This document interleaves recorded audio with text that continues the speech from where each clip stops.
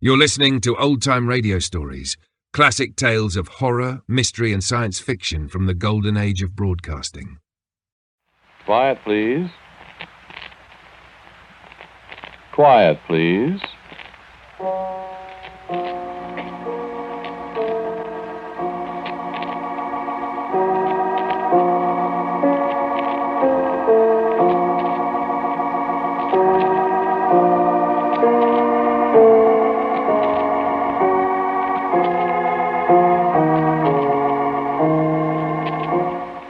The American Broadcasting Company presents Quiet, Please, which is written and directed by Willis Cooper, and which features Ernest Chappell.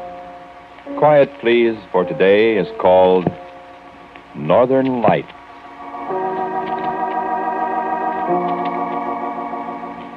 This is a story about the temporal displacement of mass. It is also a story about teleportation. Do you know what those terms mean? No, I didn't think you did, but you stay right where you are, my charming friend, and you're quite likely to find out. You just stay right there and listen. I'll tell you everything you want to know. And maybe a couple of things you're not terribly anxious to know. Ever see the Northern Lights? Aurora Borealis is their right name. You don't see them very often below the 50th parallel of latitude in this country, but up in northern Minnesota, in Canada, upper New York, places like that, they're quite common of a winter night. If you've seen them, you know what they look like. If you haven't, there's no use my trying to describe them.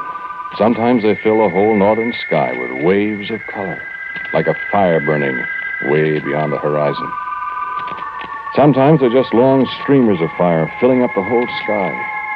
And another time they look like gigantic, fringed curtains of pure light, swaying as if some cold cosmic breeze plucked at them, way far off there to the north.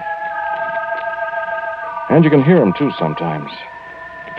Well, maybe not exactly hear them, but there's a sound, a humming, a crackling somewhere inside your head. And there are times when you'd swear it's a voice talking to you, talking in some kind of strange language you can almost understand, filling your whole being with a kind of desperate, inescapable terror. You know what I mean?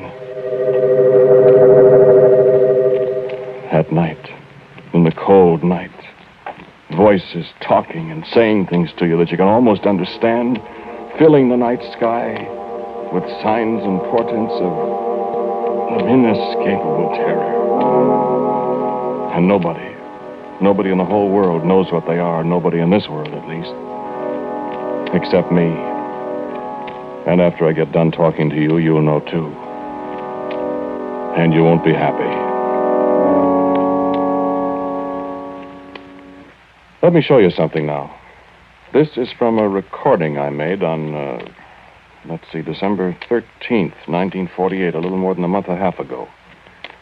I started the recorder while Norman and I were just about finished with our work that afternoon here in the laboratory. I just set the microphone on top of the file cabinet there and turned on the machine. Listen, I'm going to play it back for you. The quality isn't so very good, but you can recognize my voice and Norman's, I think. Here. I got the call rewound now, I guess. Did you test it? How can I test it when I said I just got it rewound? Well, hurry up. It's almost 6 o'clock. Yeah. Well, it's dark and I didn't realize the time. Hurry up. I'm hurrying. Be a display tonight, you suppose? How do I know? Been a display the last 3 nights. Well, that was a dinger last night, wasn't it? Yeah, the machine wasn't ready. Hey, listen, now, do you think you can do better than I can? Ouch! What's the matter? Oh, I stuck my finger. Where'd you put the copper sulfate? Up above the sink. Huh? I got it. What are you doing? Testing the coil. How's it? Oh, it looks okay. Hey, wait a minute. Yeah, it's okay. I'll be right with you. Hook it up. What are you going to send? Try my cigarette lighter. It won't work anyway. I won't miss it if we don't get it back. I don't know how the thing will work when the northern lights aren't shining. Maybe they are shining. Turn off the room light. Let's see. All right. First matter? Here, look. Out early tonight. Oh, boy, that's fine. The whole sky. Look, blue and yellow. See, I never saw those long fringes before. Never the same. Oh, say, did you turn on the recorder? Yeah. Yeah, it's turning over. Let's see.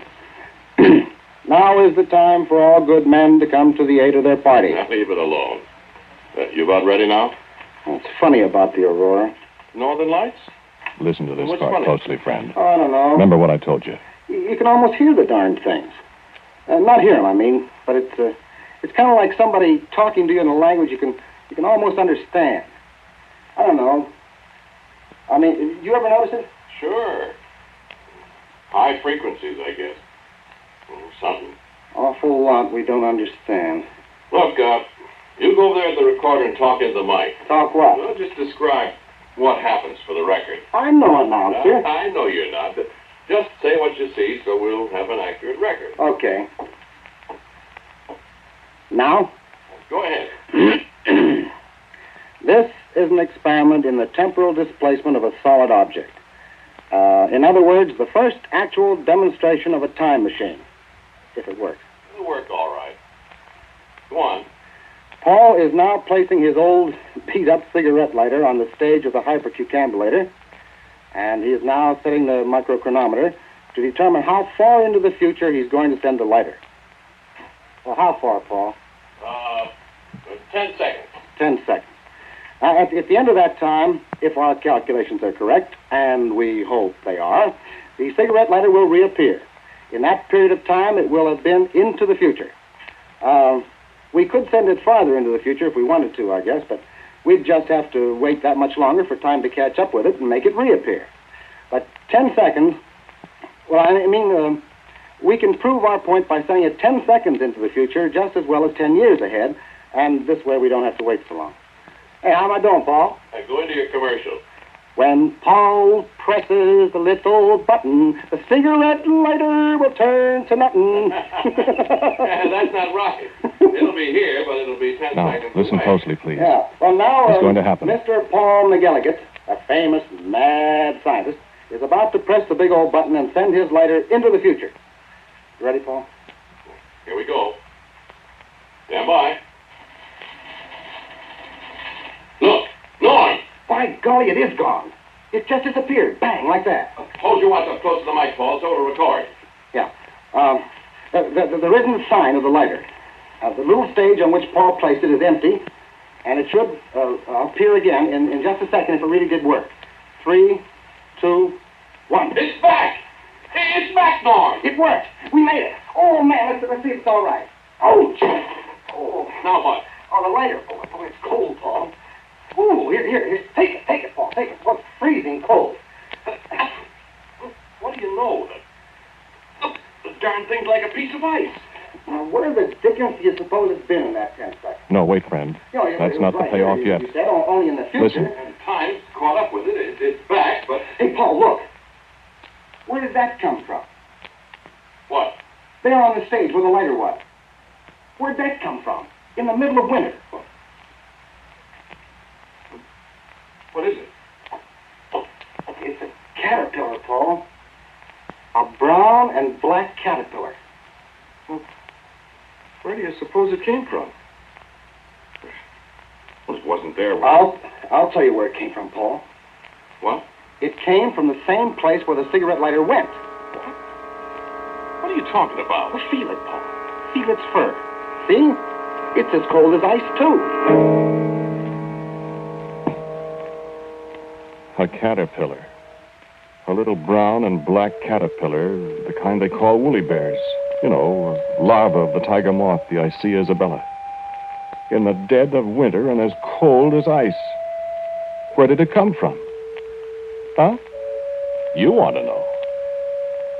Incidentally, you know, the old-timers say that the woolly bear caterpillar is a weather prophet. If the brown bands on his fur are narrow, there's a severe winter ahead. And if they're wide, it's going to be a mild winter.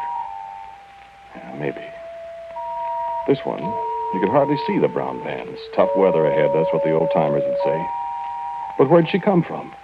She wasn't there when we put the cigarette lighter on the stage. When time caught up again, there she was.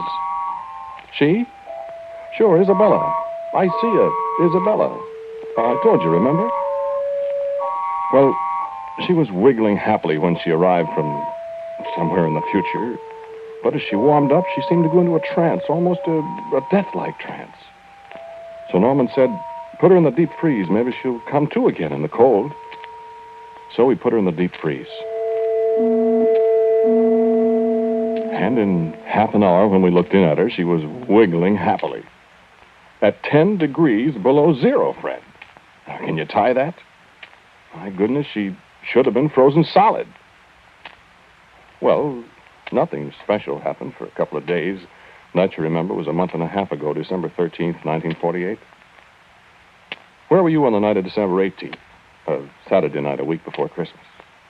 I'd been Christmas shopping in the afternoon, I remember. I came back to the laboratory to check up on some stuff, and Norman was there, fiddling with things. Hi, Norm, I said. How's Isabella? You know something funny, Paul? What's the matter with you? Who, me? You look so pale. You sick? Eat something disagreed with you? Paul, Isabella's singing. Singing what? Isabella's singing? You're dotty. She's singing. The caterpillar's singing. Not tap dancing, I hope. I'm not kidding you. Oh, cut it out. Open the deep freeze and listen. You been at the C2H50H? I haven't had a drink since Thursday night. Well, now, what? Open the deep freeze and listen. No kidding? No kidding. Well, we don't know where she came from. I won't be surprised at anything. Hello, Isabella. Hey, don't do that. What's the matter? Afraid she'll answer me back? Well, I don't know what. Hello, Isabella. Hey, here you're singing. I told you, Paul. I don't hear anything. Now, listen, Paul. I haven't lost my buttons. I've been hearing it all afternoon. I couldn't figure out what was doing it, and then I noticed it was louder alongside the deep freeze here. So I opened it up and stuck my head inside, and it was coming from her. Yeah. What does it sound like, Norm? Well, I don't know. Only it's kind of like A-E-I. A-E-I? Didn't she say A-E-I-O-U and sometimes W and Y? Now, don't rib me. I tell you, I heard it. I think you better take a Christmas vacation, Norm. I'm not nuts. I know, kid, I know, but listen, we've been playing around with some pretty deep cosmic secrets, you and me. We've managed temporal displacement, which nobody in the world has ever done, see? Maybe we both need a rest. You know what I think, Paul? What? I think we've managed teleportation, too, and we don't know it. Teleportation? You mean like Charles Fort talks about? I mean transporting tangible objects from one place to another without any mechanical means. Electronically? I don't know, Paul. All I know is that cigarette lighter was someplace where it was awful cold. And it wasn't cold here in this room. Well... And where did that caterpillar come from? I don't know. It came from wherever that cigarette lighter went, Paul. But where? I don't know, somewhere. And you know what? I'm going to find out where it came from. You are? And how, may I ask you? I'm going to modify this gadget of ours, this hypercucambulator, so it'll carry a man. And then, my dear boss, I'm going to sit down in it and have you send me out there somewhere in time and space and come back and tell you all about it. That's all for tonight, Bud. What? Come on, I'll take you out and buy you a drink. I'm not fooling, Paul. Okay, you're not fooling, Norm. Get your hat and coat and come on. I prescribe hot-buttered rum. Well... Turn off the lights. Will you listen to me for a minute? Turn off the lights. I want hot buttered rum. Okay. Gosh, look out of that window. The northern lights. Oh, they're really bright tonight. They sure are. Look how they pulse. Up, down. Up, down. Norm. Up. What? Look at the deep freeze there in the dark. What about? You see it? Light, Paul. Light. It's... I see it, Norm. It's right in step with the northern lights. And the same colors. Red, red.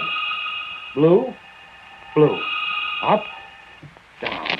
Up, Coming down. from the deep freeze where our little friend down. Isabella was singing to you. Now, what do you... Paul, listen. I don't... Listen.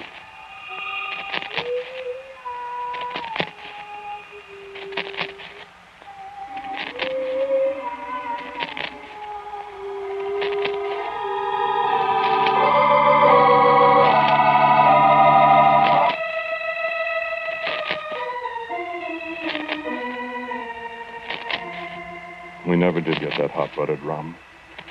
We stayed there in the laboratory for a long time, listening to the voice of the thing in the box, endlessly repeating A-E-I-O-U, the vowel sounds of our speech, and watching the light that pulsed up from the deep freeze in perfect rhythm with the flickering of the northern lights we watched through the window. And we thought long, long thoughts that I don't remember any too clearly now. I do know we both of us thought of ways to perfect our little mechanism, our time machine. Our machine that brought back a little cold brown and black caterpillar from somewhere. And when it was morning, and the lights had faded from the northern skies, we found that our machine was very different.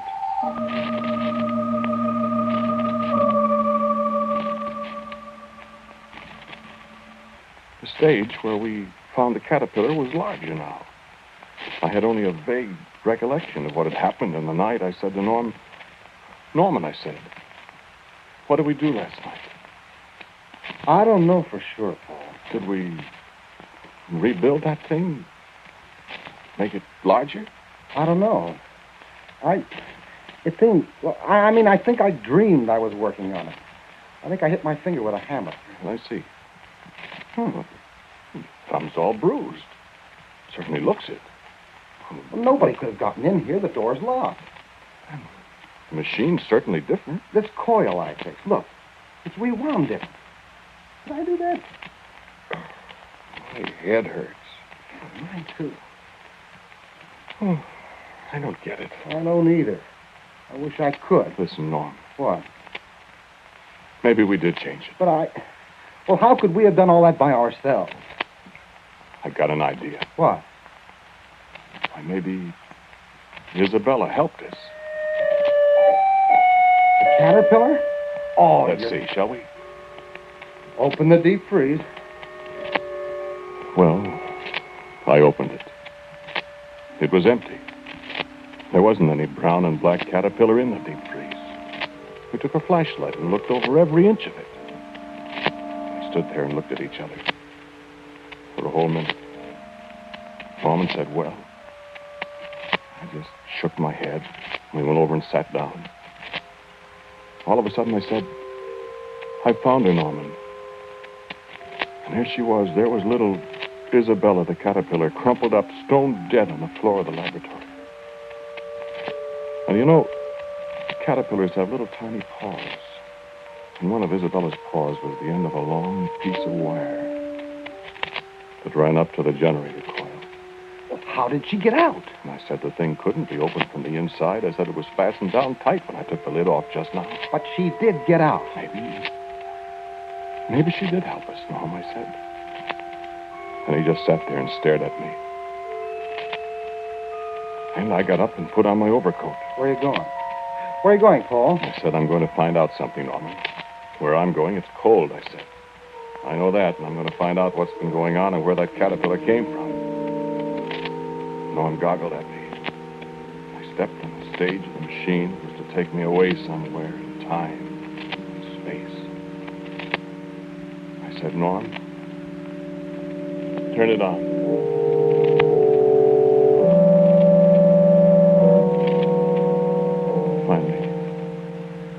Reached over and touched the switch. He didn't say a word. And I braced myself. I nodded at him. Go ahead, I said. And he pressed the switch. And nothing happened at all. Nothing. Why? I know, Paul, I know. It's daylight, and there aren't any northern lights.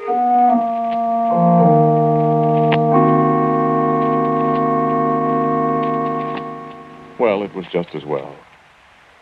I had a chance to think about it a little, and I realized that just an overcoat wouldn't do me any good where I might be going. And so when it was dark night again and the northern lights were flickering and dancing in the sky, I put on a high-altitude aviator suit that had its own source of heat supply. Norman shook his head as I got back on the stage, nodded for him to press the switch.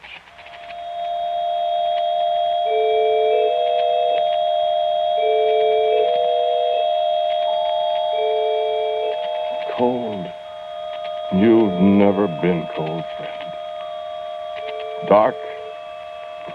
You wouldn't know how dark it can get. And then I was standing on an immense plain that stretched so far into the distance, a plain of snow and eternal ice. A dead, cold, white world with the blackest sky above me. And the northern lights reached from horizon to horizon. Even through the high-altitude suit, I could feel a biting cold. And I was afraid, shivering, abjectly afraid. The streamers of the northern lights reached down toward me and wrapped about me. I heard the sound of voices screaming into my mind. I could understand them. I wished heartily I'd never played around with cosmic forces. I yelled inside the heavy helmet. I yelled, Norman! Norman, bring me back! And there was nobody to hear me. No, I don't know where I was. Another planet. Maybe the North Pole. Maybe the lights were all around me. Maybe that's where it was. But it was the most terrible, awful, cold, lonely place you could imagine in 100 years. The lights, the flickering, living lights crawled over me and beat at me. I could almost understand what they were saying. And then, the crash. Sudden blackness. I was standing again in the laboratory I'd left only a few short seconds ago, and Norman was tearing at the fastenings of my suit and beating at me with both hands. I wondered what in the world he was doing until I got the helmet off. He was rushing caterpillars off me. Thousands of cold, freezing cold, brown and black Isabella caterpillars. I was in bed for a week or more, I don't know how long. Wherever it was I'd been, I'd nearly frozen to death in those short seconds. And at last, I was able to come back to the laboratory. I sat there that night with Norman. And outside the windows, the northern lights were brighter than they'd ever been before. Purple, green, yellow, black lights even. And there was a new rhythm tonight.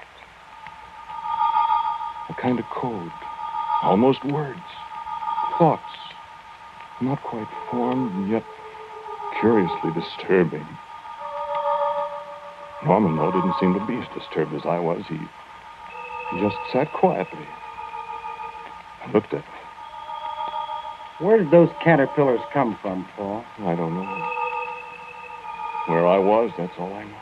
Did they attack you, or? I don't know. They came from the lights. The lights? The northern lights. Where are they, Norman? The caterpillars? Yes. Where are they? In the deep freeze, where Isabella was. Poor Isabella. What's the matter with you, Paul? I'm listening. Listening to what? Well, don't you hear them? I don't hear anything. Don't you? I don't hear anything. Well, listen. Listen. I don't hear anything. Turn on the recording machine. I want to see if we could pick up their voices. There isn't anything, Turn it Paul. on. Turn it on. I want a recording. Quick. Quick, Norman. They're talking to us.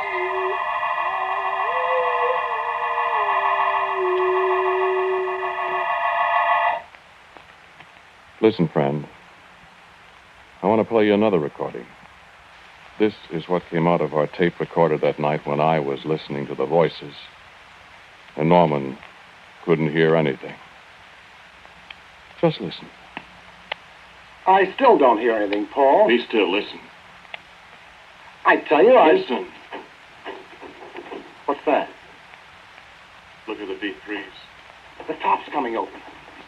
Look at the light around it, Paul. Be quiet. Watch. How did they... Good Lord, look. The caterpillars are coming out, Paul. Look at them. There's millions of them. Be still, Norman.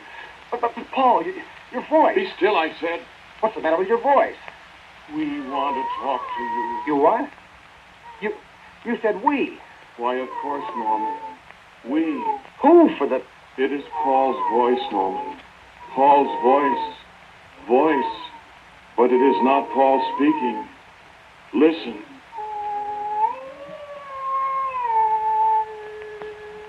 We speak to you. Paul. Not Paul. We, the people of the lights. We from the cold. We are speaking to you with Paul's voice. I tell you that... Paul's voice will tell you what to do when the time comes, Norman. We go to the machine now. Paul's mind is ours for a little time now. We go to the machine that brought us to your world from the world of the lights. Who are you? The people of the lights, to take over this world of yours. Only this world of yours is so hot. We must have the cold world, and we know how to make it cold. What's the matter, Paul? Paul! So hot. No. Quick, Norman, turn on the machine. Send us to places in your world. No, our world. Hurry. So hot. Hurry, so hot. Paul! Hurry. Turn on the machine.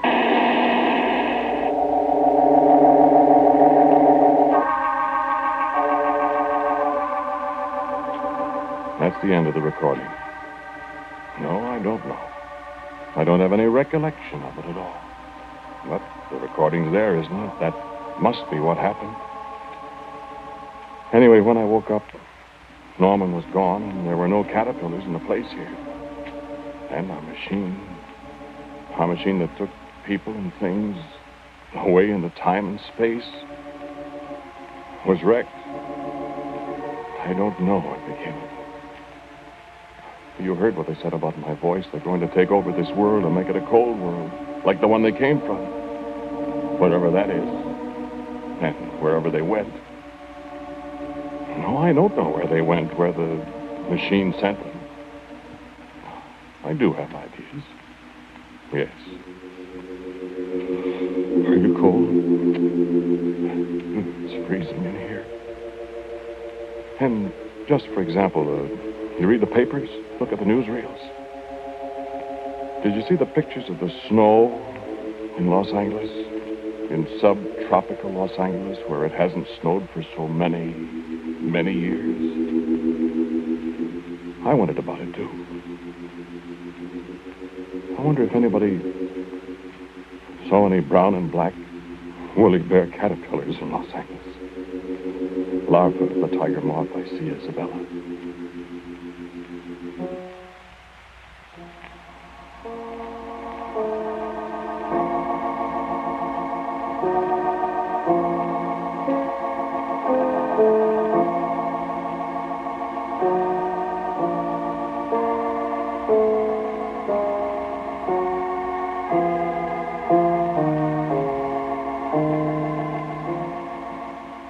The title of today's Quiet Please story is Northern Lights. It was written and directed by Willis Cooper. The man who spoke to you was Ernest Chappell.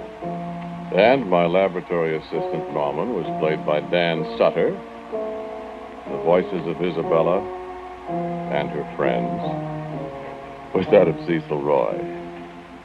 As usual, music for Quiet Please is played by Albert Berman. Now, for a word about next week, our writer-director, my good friend Willis Cooper. Thank you for listening to Quiet Please.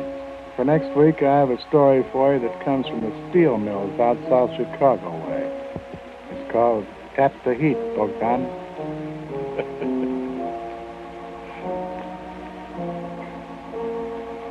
And so, until next week at this same time, I am quietly yours, Ernest Chappell.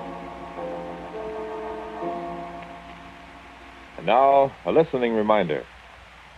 How are your predictions of things to come? What's your batting average? Compare your average with the man who has made predicting his business. Listen to Drew Pearson tonight on ABC. This is ABC, the American Broadcasting Company. WJZ, New York's first station, AM and FM. Stand by now for inside news and startling predictions by Drew Pearson, one of the most famous reporters in America. See the amazing new Ben Russ Endurable Watch, stronger, really shock-resisting. Thanks for tuning in to Old Time Radio Stories. Follow us for more timeless tales and get full video episodes plus bonus content at patreon.com/The Forbidden Knowledge Network.